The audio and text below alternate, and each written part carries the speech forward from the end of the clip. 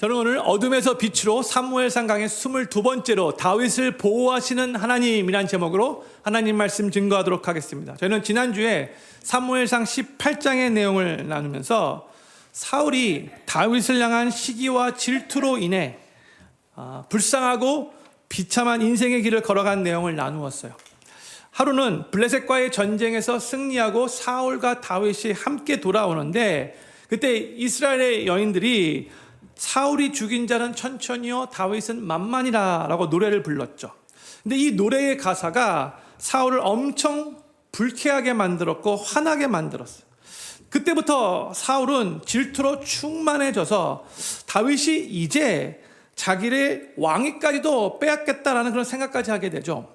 사울이 그런 생각으로 가득 차 있으니까 그 다음날 바로 아침에 사울에게 악신이 힘있게 내렸고요. 사울은 이제 그때부터 다윗을 죽이는 일에 혼신을 다하는 참으로 불쌍한 인생으로 전락하게 됩니다. 사울은 다윗을 계속 전쟁터에 내보내서 적군의 손에 알아서 죽기를 바랬지만 하나님이 계속 다윗과 함께 하심으로 다윗은 모든 전쟁에서 다 승리를 거두게 되죠. 그래서 그로 말미암아 사람들은 다윗을 더더욱 사랑하게 되고 더더욱 존경하게 되고 다윗의 인기는 더더욱 높아졌어요. 그랬더니 사울은 이제 다윗을 죽일 또 다른 방도를 모색하는데, 원래 사울은요 골리앗을 죽이는 사람에게 자신의 딸과 결혼시키겠다라고 약조했잖아요. 그런데 사울은 그 약속을 아직까지 다윗에게 지키지 않고 있었어요. 근데 그 상황에서 사울은 자기 딸 미갈이 다윗을 사랑한다는 것을 알고 다윗을 블레셋 손에 죽게 하는 음모를 자기 딸을 이용해서 그렇게 세웁니다. 우리 사무엘상 지난주가 18장 내용을 나눴지만 그래도 25절 우리 같이 한번 읽기를 원합니다. 시작. 사울이 가로되 너희는 다윗에게 이같이 말하기를 왕이 아무 패백도 원치 아니하고 다만 왕의 원수의 보족으로 블레셋 사람의 양피 100을 원하신다 하라 하였으니 이는 사울의 생각에 다윗을 블레셋 사람의 손에 죽게 하리라 함이라 했어요. 사울이 다윗에게 너가 내 딸과 결혼하려면 이렇게 조건부로 이렇게 말할 필요가 없는데도 이미 약속했기 때문에, 근데 일부러 이렇게 조건부로 말하는 거예요. 너가 가서 블레셋 사람을 죽여 그들의 양피 100개를 가지고 와라. 근데 사울이 이렇게 다윗에게 말한 이유를 뭐라고 말하고 있어요? 다윗을 블레셋 사람의 손에 죽게 하기 위해서. 그런데 다윗은 블레셋 사람 100명이 아니고요 무려 200명이나 죽이며 양피 200개를 가지고 옵니다. 100개만 요구했는데 더블로 갖고 온 거예요. 그래서 사울의 꼼수는 무산이 되고 말았고요. 이제 사울은 그의 딸 미갈을 다윗에게 아내로 주게 됩니다. 그러면서 사무엘상 18장은 이렇게 마무리. 제가 지난주에도 이 말씀 나누었는데 다시 한번 읽고 싶어요. 28절 29절 같이 읽겠습니다. 시작. 여호와께서 다윗과 함께 계심을 사울이 보고 알고 사울의 딸 미갈도 그를 사랑함으로 사울이 다윗을 더욱 두려워하여 평생에 다윗의 대적이 되니라 했어요. 28절 다시 비춰주세요. 이 28절 보세요. 사울은 하나님께서 다윗과 함께 계심을 알고 있었나요? 모르고 있었나요? 알고 있었죠. 그렇죠? 사울이 보고 알았고 했잖아요. 그렇다면 하나님이 다윗과 함께 하고 계심을 알고 있었다면 사울은 어떤 행동을 취하는 게 맞는 거예요? 내가 저 다윗을 대적하고 다윗을 죽이는 것이 하나님의 뜻이 아니구나. 다윗을 죽이는 것은 결국 하나님의 뜻을 대적하는 것이구나. 이렇게 생각하고 하나님의 뜻을 따라야죠.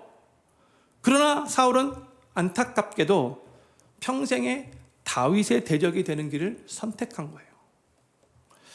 근데 성도님들, 이게 바로 많은 때의 어리석은 우리 인간의 모습이에요. 어떨 때 우리도 이렇죠. 우리는 하나님의 뜻이 무엇인지 거의 대부분 알아요. 우리의 마음 가운데 하나님의 뜻이 무엇인지 거의 대부분 알려줘요, 성령님께서. 그런데 그 하나님의 뜻이 만약 나에게 좀 불리하게 보이고 내가 손해보는 것 같이 보이게 되면 그 하나님의 뜻을 끝까지 부인하려고 하고 결국 내가 원하는 길을 선택할 때가 많아요. 어리석은 우리 인간의 모습이에요. 근데 그렇기 때문에 우리 인생이 더욱더 힘들어지고 불행해지고 비참하게 되는 거예요. 성도님들 한번 그동안의 삶을 한번 돌아보세요. 정말로 우리가 우리의 삶을 유심히 잘 살펴보잖아요. 예전에 하나님의 뜻을 무시하고 불순종해서 내가 원하는 것을 내 마음대로 선택해서 지금 우리의 삶이 힘들어진 경우가 많아요. 부인할 수 없어요. 성도님들, 우리는 우리가 원하는 것을 선택하지 않고 하나님께서 기뻐하시는 것을 선택하는 삶을 살아야 합니다. 이게 결국 우리를 위해서도 훨씬 더 나은 길이에요. 저를 한번 큰 소리로 따라해 주시면 감사하겠습니다. 내가 원하는 것을 선택하지 않고 하나님이 기뻐하시는 것을 선택하겠습니다. 아멘이십니까? 아멘. 항상 하나님이 기뻐하시는 것을 선택해야 돼요. 그게 우리를 위해서도 훨씬 더 나은 거예요. 결론적으로 볼 땐 그래요. 사울은 하나님의 뜻이 무엇인지 알면서도 이제 19장으로 들어와서 오늘 저희가 나눈 본문 말씀이죠. 사울은 이 다윗을 더더욱 노골적으로 죽이려고 해요. 이제 19장 1절이 이렇게 시작을 합니다. 사울이 그 아들 요나단과 그 모든 신하에게 다윗을 죽이라 말하였더니 하죠. 사무엘상 18장에서는요, 사울이요 조용히 혼자만 은밀하게 비공식적으로 다윗을 죽일 마음을 갖고 있었어요. 그래서 몰래 전쟁에 내보내고, 그러니까 자기 혼자서 이렇게 음모를 꾸민 거죠. 그런데 이제 19장으로 들어와서는 이제 공개적으로 다윗을 죽여라 명령을 모든 신하들에게 자기 아들 요나단까지 다 그렇게 내린 거예요. 그래서 이제 다윗은요, 이 이스라엘 땅에 공개 수배범이 된 거예요. 아무나 이 이스라엘에서 다윗을 보는 자는 즉시 다윗을 죽여도 되는 거예요. 다윗의 입장에서는 얼마나 불안하고 두려운 상황이 된 겁니까? 언제 죽을지 모르는 거죠. 그렇죠? 그런데 이 말을 처음에 이제 이 사울 왕이 신하들에게 선포했을 때에 그때 이제 다윗이 그 옆에는 없었죠. 그 상황에서 이 사실을 누가 제일 먼저 다윗에게 알려주는가? 2절 말씀이에요. 그가 다윗에게 구하여 가로되 내 부친 사울이 너를 죽이기를 꾀하시느니라. 그러므로 이제 청하노니 아침에 조심하여 은밀한 곳에 숨어 있으라 했죠. 지금 누가 다윗에게 이 얘기를 알려주고 있는 거예요?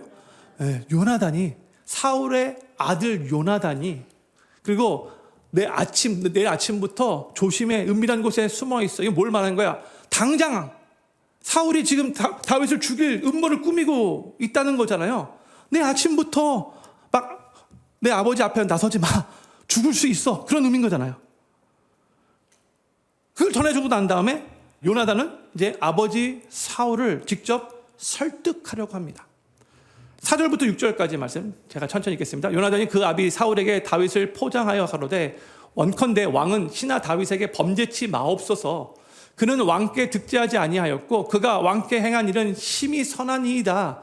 그가 자기 생명을 아끼지 아니하고 블레셋 사람을 죽였고 여호와께서는 온 이스라엘을 위하여 큰 구원을 이루셨으므로 왕이 이를 보고 기뻐하셨거늘 어찌 무고히 다윗을 죽여 무죄한 피를 흘려 범죄하려 하시나이까.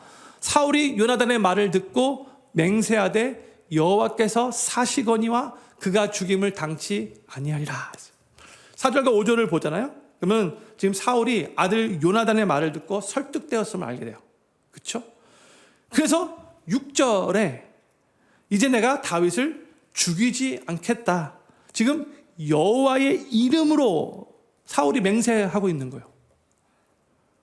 그래서 이 사울의 말을 들은 요나단이 이제 다윗을 다시 사울에게로 인도합니다. 7절 말씀이에요. 요나단이 다윗을 불러 그 모든 일을 알게 하고 그를 사울에게로 인도하니 그가 사울 앞에 여전히 있으니라. 그러니까 요나단도 다윗도 지금 끝까지 이 사울을 믿고 싶었던 거죠.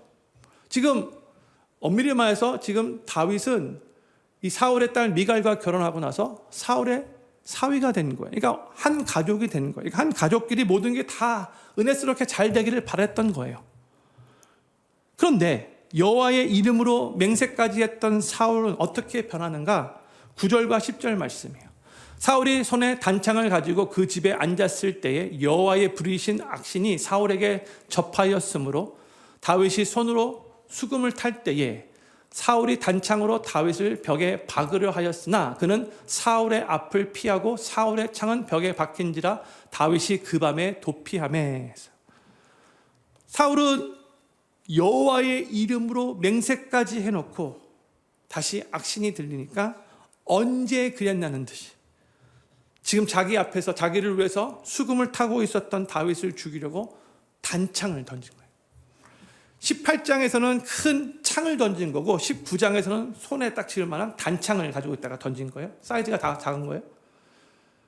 또 다윗이 깜짝 놀랐겠죠. 아닌 줄 알았는데 18장에서 똑같은 경험을 했었는데 또다시 지금 동일한 상황이잖아요. 수금을 타고 있다가 이번에는 창에서 단창으로 바뀐 거예요. 사울왕이 단창을 던졌기 때문에 죽을 뻔한 거예요. 그런데 이번에도 또 단창이 다윗을 비껴갔죠. 형님들 이 상황에서 야 사울은 뭐 창 던지는 거 단창 던지는 거 둘 다 실력이 형편이 없네 이렇게 생각해서는 안 되는 거예요.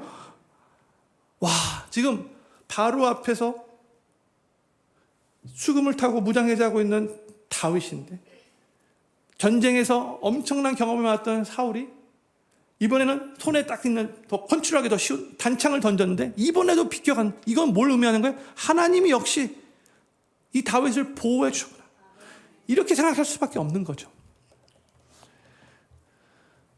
그 사건이 있은 후에 다윗은 곧바로 자신의 집으로 그 밤에 도피를 합니다.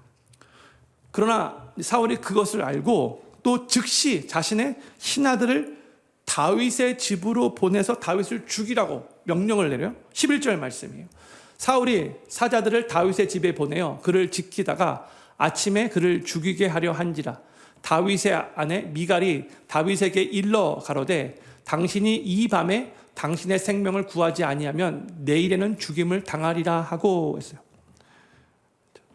지금 사울의 신하들이 다윗을 죽이기 위해서 다윗의 집으로 가는데 이때 다윗의 아내이면서도 사울의 딸 미갈이 그 사실을 미리 알게 되어 다윗을 몰래 도피시키죠. 조금 전에는 사울의 아들 요나단이 다윗을 도와주었는데 이제는 사울의 딸 미갈이 다윗을 도와주고 있어요. 그리고 12절부터 16절 어떤 일이 일어났는가 제가 읽겠습니다. 미갈이 다윗을 창에서 달아내리움에 그가 도망하여 피하니라. 미갈이 우상을 취하여 침상에 미고 염소털로 엮은 것을 그 머리에 씌우고 의복으로 그것을 덮었더니 사울이 사자들을 보내어 다윗을 잡으려 하매 미갈이 가로되 그가 병들었느니라.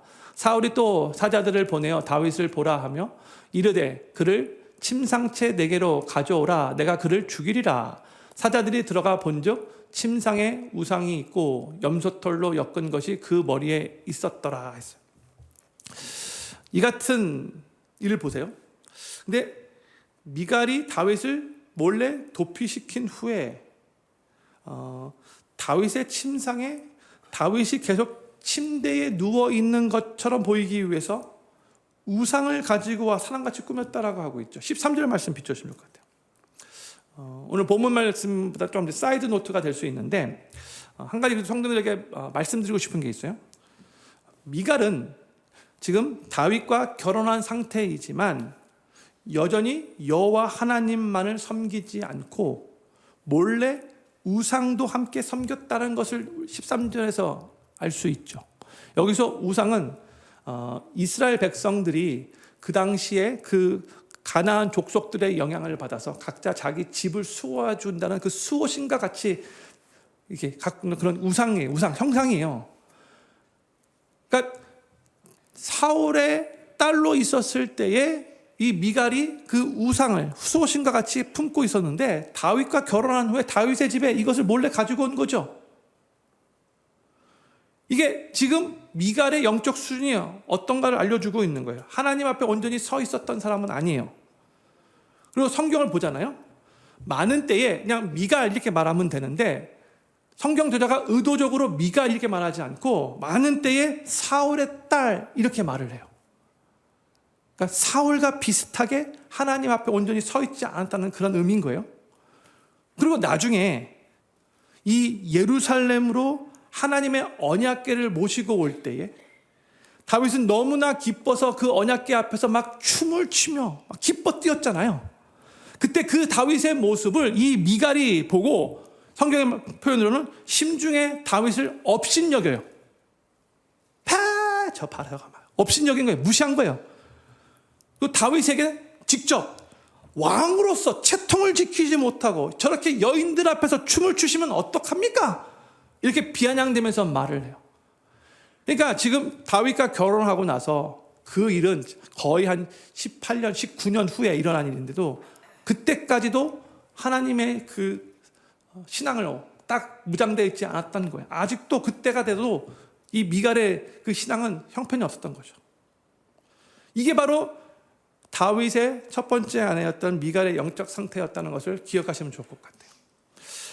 근데 사울의 신하들이 사울에게 다윗이 아파서 누워있다라고 이렇게 전하니까 뭔가 이상한 것을 느꼈던 사울이 그냥 침대째 다 데리고 와. 이렇게 말을 하죠. 내가 직접 확인하겠다. 내가 직접 처리하겠다. 그런 의미인 거죠. 근데 그때 자기의 딸 미갈이 아버지를 속였다는 것을 사울이 알게 되죠. 지금 보세요. 사울의 딸도 비록 하나님 앞에서 올바르게 영적으로 서 있지 않았다 할지라도 아버지 사울의 뜻을 반대하면서 다윗을 보호하는 일에 아주 중요한 역할을 했던 거예요. 그런데 성도님들, 이 미갈은 원래 잘 생각해 보세요. 사울이 잔머리를 굴려서 꼼수를 펴서 블레셋 사람들 손에 다윗을 죽이게 하기 위해서 미끼로 사용했던 사울의 딸인데, 그렇죠? 그런데 지금 보세요. 다윗을 살려주는 도구가 된 것을 보실 수 있기를 바라요. 기가 막히죠. 하나님의 섭리죠.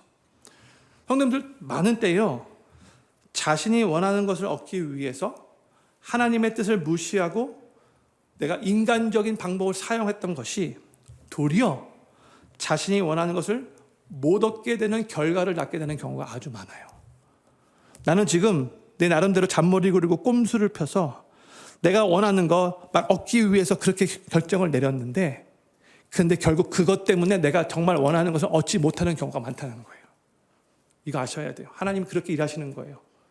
너가 내 뜻을 순종하지 않고 네가 원하는 대로 네 마음대로 그렇게 결정했나? 봐라. 네 꼼수가 네가 원하는 거 못 얻게 할 것이다. 하나님이 이렇게 일하실 때가 많다는 거예요.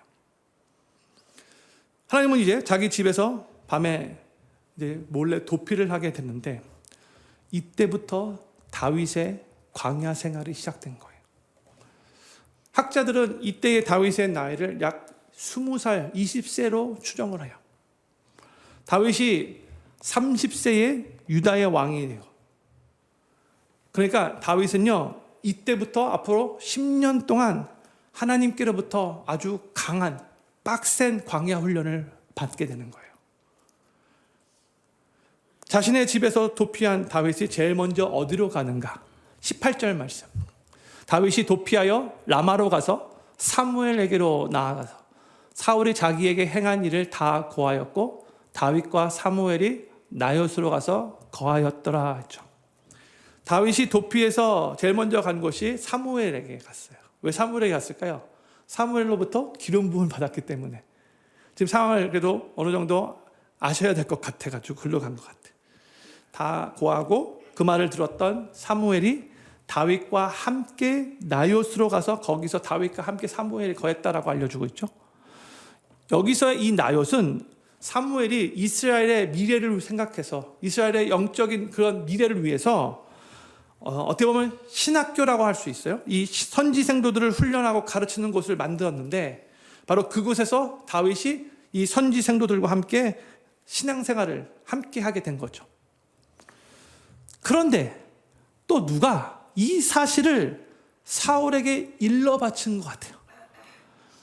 사울은 곧바로 부하들에게 빨리 다윗을 잡아오라고 나요스로 보냅니다. 근데 어떤 일이 벌어지는가? 20절과 21절 말씀이에요. 사울이 다윗을 잡으려 사자들을 보내었더니 그들이 선지자 무리에 예언하는 것과 사무엘이 그들의 수령으로 선 것을 볼 때에 하나님의 신이 사울의 사자들에게 임함에 그들도 예언을 한지라. 혹이 그것을 사울에게 구하매 사울이 다른 사자들을 보내었더니 그들도 예언을 한 거로 사울이 세 번째 다시 사자들을 보내었더니 그들도 예언을 한지라. 사울이 지금 다윗을 잡으려고 신하들을 지금 나요스로 보냈어요. 그런데 이 신하들이 하나님의 신의 감동, 나요스로 가니까 하나님의 신으로 감동되어서 막 예언을 했다고 하죠. 막 신에 감동되어 예언하니까 다윗을 잡아올 수가 없는 거예요. 근데 누가 그럼 이 일을 하신 거예요? 하나님이 하신 거죠. 그것도 그렇죠? 다윗을 보호하고 계시는 거예요. 그런데 보세요. 사울이 지금 몇 번씩이나 자신의 신하들을 나요스로 보내요? 3번씩이나. 그런데 보낼 때마다 계속해서 동일한 일이 벌어지고 있는 거예요. 그러면 3번씩이나 그런 일이 벌어지면 사울은 어떤 생각을 하는 게 맞아요? 계속해서 하나님이 내가 하려는 이 일을 맡고 계시는구나. 하나님이 계속해서 다윗을 지금 보호하고 계시는구나. 이렇게 생각하고 그만둬야죠. 그렇죠? 그런데 사울은 또다시 이 하나님의 뜻을 무시해버리고 안 되겠다. 내가 직접 가리라 하고 사울이 직접 와요. 다윗에게로. 근데 어떤 일이 벌어지는가? 23절 24절 말씀 같이 읽겠습니다. 시작. 사울이 라마 나요스로 가니라. 하나님의 신이 그에게도 임하시니 그가 라마 나요스에 이르기까지 행하며 예언을 하였으며 그가 또 그 옷을 벗고 사무엘 앞에서 예언을 하며 종일 종야에 벌거벗은 몸으로 누웠었더라. 그러므로 속담에 이르기를 사울도 선지자 중에 있느냐 하니라. 사울에게도 동일한 일이 벌어져요. 사울도 하나님의 신에 충만해서 예언을 했다라고 하고 있죠. 근데 그뿐만이 아니에요. 24절에서는 종일 벌거벗은 몸으로 누워 있었다라고 하고 있어요. 이게 뭘 의미하는 것인가? 사울은 왕이기 때문에 왕복을 입고 있었을 거 아니에요. 근데 그 왕복을 벗어버렸다라는 말이고요. 이것은요, 뭘 상징하냐면 지금 사울이 이스라엘의 왕이었지만 이스라엘의 왕으로서의 역할을 전혀 감당하지 못하고 있었고 빨가벗은 수치스러운 일을 계속하고 있다. 상징적으로 보여주고 있는 거예요. 그리고 하나님은 지금 계속해서 다윗을 향한 모든 생명의 위협을 다윗의 신체에 닿기도 전에 지금 다 막고 계시는 거예요. 하나님이 놀랍게 일하고 계시는 거죠. 저는 우리 필그림교 성도님들이 오늘 사무엘상 19장의 말씀을 제가 쭉 나누었는데 이것을 통해서 4가지를 집중적으로 한꺼번에 보실 수 있기를 바라요. 이걸 다 보실 수 있어야 돼요. 첫 번째는요, 다윗이 계속해서 경험하고 있는 그 위기와 고난을 보실 수 있어야 돼요. 그렇죠? 계속해서. 두 번째로, 그런데 그 위기 가운데서 다윗이 어떠한 반응을 보였는가? 다윗이 보인 그 반응을 보실 수 있어야 돼요. 이 내용을 제가 조금 이따 나눌게요. 세 번째로, 계속 하나님의 뜻을 무시하고 지속적으로 다윗을 죽이려 고집피는 이 사울의 모습도 볼 수 있어야 돼요. 그리고 네 번째로, 그 상황 속에서 다윗을 계속해서 보호하고 계시는 하나님을 보실 수 있어야 돼요. 그렇죠? 그런데 제가 지금 이 모든 상황 가운데 하나님께서 직접 다윗을 계속 보호하고 계시는데 그 상황 가운데 다윗은 어떻게 행동했는지, 저 두 번째에 좀 더 말씀을 나눠요. 그동안 그 내용을 안 나눴기 때문에. 다윗이 무슨 일을 했어요? 계속 사울이 다윗을 죽이려고 할 때 다윗이 한 거라곤 그냥 도망 다니는 일밖에 없었죠. 그렇죠? 다윗은 계속 생명의 위협을 받는 그 상황을 만났는데 참 개인적으로는 힘들고 괴로운 상황이에요. 언제 죽임을 당할지 모르는 거잖아요. 그런데 단 한 번도 자신이 먼저 인간적인 방법으로 대항하고 저항한 적이 없어요. 하나님께서 그 상황을 지금 어느 정도 허락하신 것으로 받아들이는 거죠. 지금 근데 다윗의 입장에서는 너무나 힘들지만 그 속에서도 지금 하나님 앞에 원망하지 않기 위해서 최선을 다해 노력하고 있는 거예요. 공개범이 됐어요. 이스라엘 땅에서 이 다윗을 그 어느 누가 아무 때나 그냥 조용히 죽여버려도 아무도 뭐라고 할 수 없어요. 그럼 다윗이 얼마나 큰 생명의 위협 가운데 불안했겠어요. 성도들 혹시 운전하다가 경찰 경찰에 걸려가지고 트래픽 티켓 받아보신 경험 있으신가요? 그때 느낌이 어떠세요? 우리가 운전하고 있는데 뒤에서 경찰 사이렌이 딱 보이는 것만 해가지고 그다음에 딱 와가지고 티켓을 안 받기를 바라는데 끝까지 티켓을 주면 티켓 받고 나서 기분이 아주 찝찝하죠. 그 경찰 볼 때마다 가슴이 철렁 내려앉죠. 근데 지금 보세요. 다윗은 자신의 생명을 노리는 그 위협이 계속해서 거듭, 이거 끝나면 또 계속 어떤 심정이었을까요? 너무나 힘들고 괴로운 심정일 수밖에 없어요. 인간적으로. 로버트가 아니잖아요. 그런데 놀라운 게 뭐냐면 다윗은 그 상황 가운데서 아무 말 하지 않고 원망하지 않고 불평하지 않고 계속해서 그냥 도망만 다녔다는 거예요. 되게 바보 같아? 이렇게 보일지 모르겠도 아니에요. 한 번도 무력으로 인간적인 방법으로 대항하지 않았어요. 그런데요, 성도님들, 이 다윗의 모습 속에서 우리는 우리를 위해서 십자가를 지신 예수님의 모습을 떠올릴 수 있어요. 이사야서 53장은 메시아 예언장이라고 하잖아요. 그래서 고난주간이 되면 이 이사야 53장의 내용을 우리가 많이 읽죠. 근데 7절에 이런 말씀이 기록되어 있어요. 우리 같이 한번 읽겠습니다. 시작. 그가 곤욕을 당하여 괴로울 때에도 그 입을 열지 아니하였으며 마치 도수장으로 끌려가는 어린 양과 털 깎는 자 앞에 잠잠한 양같이 그 입을 열지 아니하였도다. 아멘. 예수님은요, 정말 하나님의 아들, 아무 죄가 없으신 분이잖아요. 그렇죠? 창조주 하나님이시잖아요.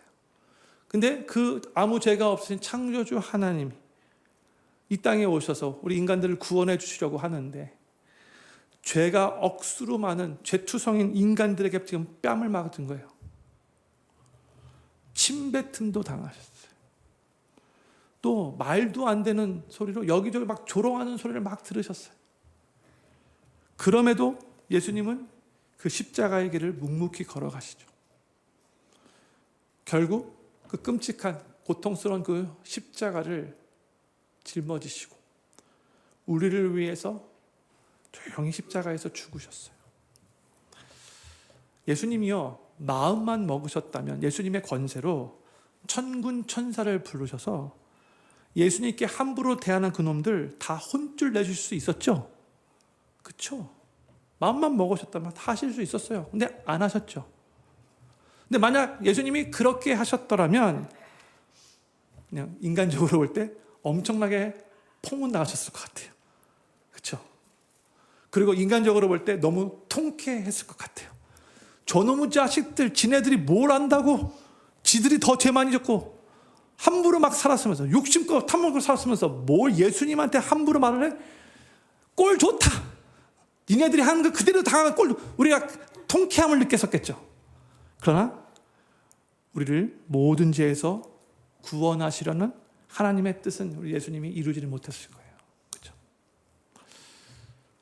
또 다윗은 계속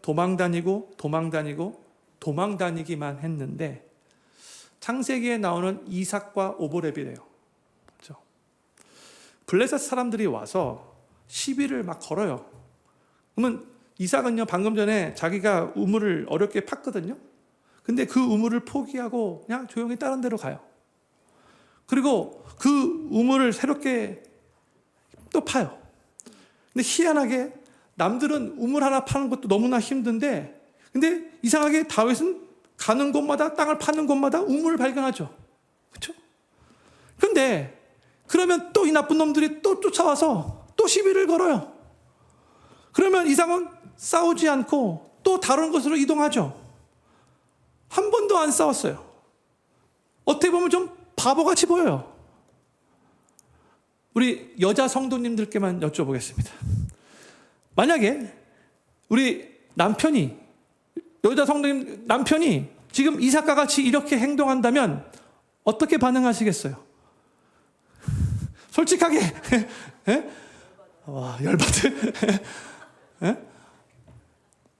대부분의 여자 성도님들, 우리 필그림교회 여자 성도님 빼놓고는 뭐라고 할 거예요, 분명히. 뭐 하는 거냐고, 바보냐고, 가서 한마디 해줘야 되는 거 아니냐고.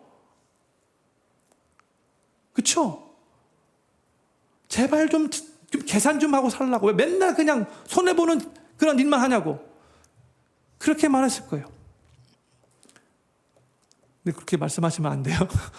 하나님의 뜻대로 싸우지 않고 희생하고 포기할 때 옆에서 기도해 줘야 되는 거죠. 막 바가지 세게 긁으면 안 되는 거예요. 이삭이 그냥 인간적으로 볼 때는 참 답답한데, 그런데요, 계속해서 하나님이 함께 하시는 표정이 나타나잖아요. 그래서 결국 시비 걸던 사람들이 이삭에게 와서 먼저 화해를 신청해요. 우리가 보니까 하나님이 정말 당신과 함께하고 있습니다. 보입니다. 고백을 하잖아요. 그런데 성도님들, 그 상황 속에서 이삭은 계속 싸우지 않고 피해 다니며 도망다니며 우물을 여러 개 팠는데, 근데 훗날 그 우물을 누가 사용하며 살게 되는가? 놀랍게도 나중에 이삭의 후손들이, 즉 이스라엘 백성들이 그 우물들을 그대로 사용하며 살게 되는 거죠. 우리 하나님은요, 하나님의 뜻대로 하나님만을 의지하며 사는 하나님의 사람들에게 은혜를 베푸시고 결국 화를 복으로 바꾸시는 분이신 것을 믿으시기 바랍니다. 저는 오늘 성도님들께 두 가지 질문을 드리고 싶어요. 첫 번째 질문. 오늘 본문 말씀을 보면 다윗이 생명의 위협을 느끼는 고난을 여러 번 경험하게 되는데, 다윗의 이 고난은 언제부터 시작된 것인가? 엄밀히 말해서는요, 다윗이 사무엘에게 기름 부음을 받은 후부터예요.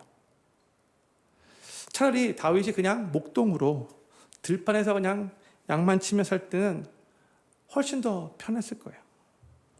그런데 다윗이 이제 하나님의 나라를 세우는 그 왕이 될 거라고 기름 부음을 받은 그 순간부터는 다윗의 입장에서는 이해할 수 없는 고난이 시작된 거죠. 그럼 두 번째 질문이에요.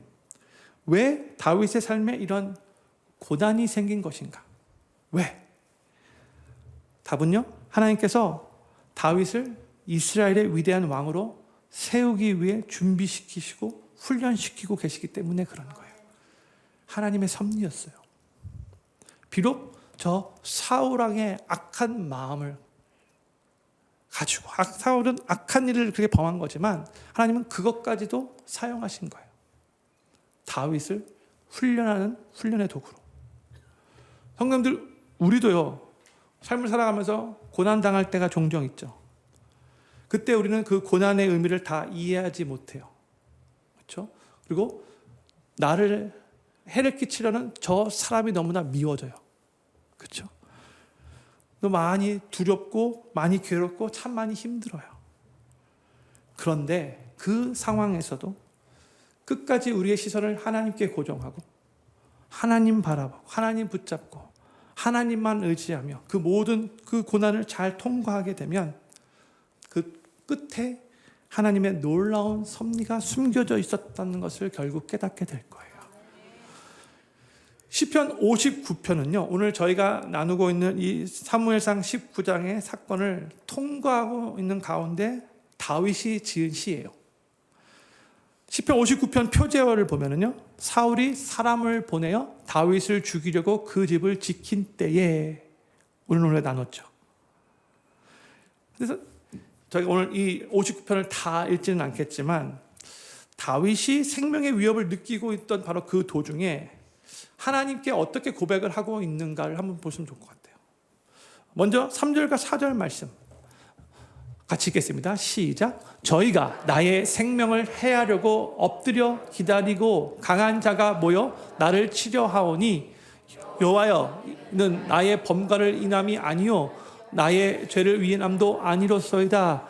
내가 허물이 없으나 저희가 달려와서 스스로 준비하오니 주여 나를 도우시기 위하여 깨사 감찰하소서. 지금 다윗이 사람들한테는 원망하지 않았는데 지금 힘들고 불안하고 두려운 상황 가운데 하나님께 솔직하게 자기의 심정을 지금 토로하고 있는 거죠. 근데 뭐라 하나님, 저는 정말 사울 왕에게 잘못한 거 없는 거 하나님 아시잖아요. 그렇죠? 저 죄 짓지 않았잖아요. 근데 자꾸 저들이 나를 죽이려고 하고 있어요. 하나님, 이 상황 가운데 저를 도와주시고 저를 감찰해 주세요. 이렇게 말하고 있죠. 그러면서 이제 다윗이 이 고통 가운데 하나님을 어떤 분으로 고백하고 있는가? 우리 9절 말씀 우리 같이 읽겠습니다. 시작. 하나님은 나의 산성이시니 저의 힘을 인하여 내가 주를 바라리이다. 아멘. 다윗이 지금 하나님을 나의 산성으로 고백하고 있고 또 나의 힘으로 고백하고 있어요. Oh my strength, you are my fortress. 이렇게 말하고 있죠. 이 산성이 영어로 fortress인데 안전하게 숨을 수 있는 곳을 의미하는 거죠. 또 11절에서는 이렇게 다윗이 고백을 해요. 11절 같이 읽겠습니다. 시작. 저희를 죽이지 마옵소서. 나의 백성이 잊을까 하나이다. 우리 방패 되신 주여, 주의 능력으로 저희를 흩으시고 낮추소서 했어요. 지금 여기서는 다윗이 하나님을 나의 방패, 우리 방패라고 고백을 하고 있어요. 그렇죠? 근데 이 11절 말씀 보세요. 정말 특이한 게 뭐냐면 지금 다윗이 자기를 죽이려고 하는 자들을 죽이지 말아달라고 하나님께 간구하고 있어요. 대신 하나님의 능력으로 저희를 흩으시고 낮춰달라고 말하고 있죠. 그러니까 지금 다윗은 본인이 정말로 많이 힘들고 괴로운 가운데 있다 할지라도 즉각적인 하나님의 해결보다 하나님의 뜻이 있음을 알고 하나님의 그 주권하에 하나님이 역사하고 계심을 계속해서 이 모든 이스라엘 백성들에게 드러나기를 바라보고 이렇게 지금 고백을 하고 있는 거예요. 저 같으면 인간적으로 나를 죄가 없는데 죽이려고 하는 저 사람 빨리 해결시켜 주십시오. 빨리 없애주십시오. 이렇게 기도할 것 같은데 지금 반대의 말을 하고 있는 거죠. 다윗이. 하나님을 신뢰하고 있기 때문에 그런 거예요. 16절에서는 다윗이 또 이렇게 고백합니다. 16절 같이 읽겠습니다. 시작. 나는 주의 힘을 노래하며 아침에 주의 인자하심을 높이 부르오리니 주는 나의 산성이시며 나의 환난 날에 피난처심이니이다. 아멘. 여기서도 다윗은 하나님을 자신의 힘으로 고백하고 있고요. 하나님의 인자하심을 찬양하고 있어요. 여기서 인자하심은 하나님의 헤세드 사랑이에요. 변함없는 하나님의 신실하신 사랑. 그리고 또 하나님을 산성이라고 또한 환난 날의 피난처라고 고백을 하고 있어요. 또 17절 한 번 더 17절 같이 읽겠습니다. 시작. 나의 힘이시여 내가 주께 찬송하리오니 하나님은 나의 산성이시며 나를 긍휼히 여기시는 하나님이시니이다. 아멘. 여기서도 다윗은 하나님을 나의 힘이라고 my strength 또 나의 산성이라고 고백하며 나를 긍휼히 여기시는 하나님을 찬송하고 있어요. 지금 계속해서 끊임없이 생명의 위협을 받고 있는 상황에서 다윗이 계속 하나님을 뭐라고 고백하고 있냐면 하나님은 나의 힘이십니다. God, you are my strength. 하나님은 나의 산성이십니다. God, you are my fortress. 하나님은 나의 방패이십니다. 하나님, you are my shield. 하나님은 나의 피난처이십니다. You are my refuge. 이렇게 고백하면서 지금 하나님의 그 헤세드 사랑, 인자하심, 하나님의 긍휼히 여기심을 찬양하고 있는 거죠. 다윗은 그 위기와 고난 속에서 하나님만을 의지하며 하나님의 훈련을 지금 잘 통과하고 있다는 것을 우리들에게 보여주고 있는 거죠. 그리고 다윗은 그의 믿음의 고백대로 그 계속 끊임없는 생명의 위협 속에서도 계속해서 하나님의 보호하심을 받는 은혜를 경험하고 있는 거예요. 자신을 죽이려는 자들이 지금 코 앞에까지 다가와 위협하는 그 순간에서도 다윗을 온전히 보호하시고 지켜주신 산성이시요 방패시요 피난처는 오직 하나님이셨습니다. 다윗은 이 모든 경험을 통해 하나님의 훈련을 받으며 그의 인품이 아름답게 빚어져 갔고요. 그의 영혼은 보석과 같이 빛나게 다듬어져 갔어요. 하나님이 다윗을 훈련하고 계시는 이유와 목적인 거죠.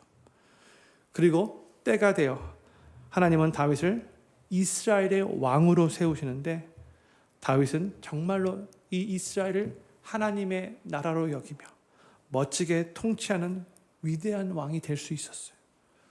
그리고 다윗의 왕국은 이스라엘 역사에 가장 찬란했던 전성기를 꼽히게 되고요. 또한 장차 임하게 될 하나님 나라의 모형이 되기까지도 합니다. 저는 필그림교회 모든 성도님들이 고난과 위기와 위협 속에서도 분명히 하나님의 섭리가 있음을 믿으시고 우리의 삶의 힘이시요 산성이시요 방패시요 피난처 되시는 그 하나님을 그 힘든 상황 가운데서도 계속해서 믿음으로 고백하실 수 있기를 바라고 그로 인해 그 믿음의 고백대로 하나님의 보호하심을 삶에 그대로 경험하시며 또한 우리의 인품이 아름답게 빚어지고 우리의 영혼이 보석처럼 빛나도록 다듬어지는 놀라운 주님의 그 은혜를 계속해서 경험하시게 되기를 우리 구주 예수님의 이름으로 간절히 축원합니다. 우리 다 같이 자리에서 일어나셔서